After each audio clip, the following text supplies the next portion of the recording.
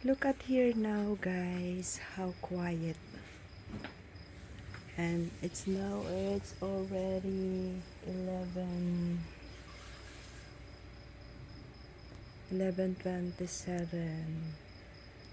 in the evening. And ganito po ang katahimik.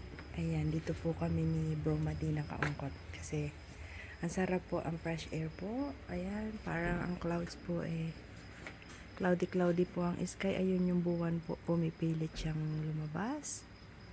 Ayan guys, ganito po katahimik here. Kapag gabi, kapag po halimbawa weekend or fin de semana, yan, mga bahay po siyempre may mga invited po silang mga guest sa kanilang bahay, mga taga ibang lugar. Ganito po katahimik siya. Yun po yung likodan namin. Look na po guys sa rin bahay. Yan po ang kapitbahay. Puro may tao po, yung mga bahay bakasyonan po dito. Ayan, may mga tao po guys. Nandito po kita niyo yung Cirrus Light.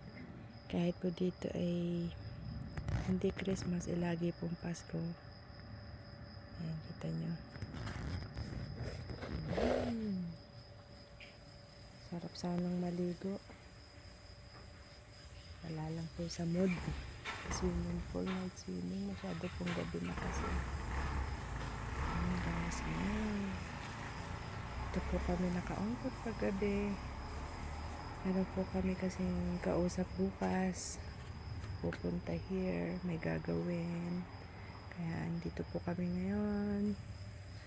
And ayan po.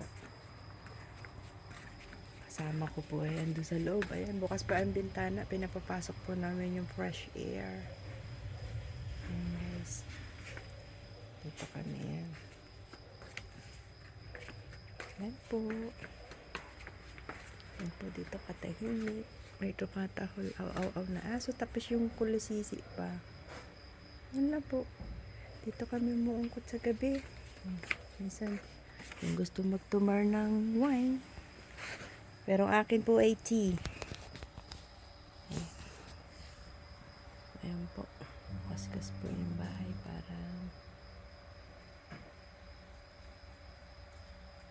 aking kasama. Hi. Kaligo na siya. Ako liligo pa lang. Yan. Doon ka na po.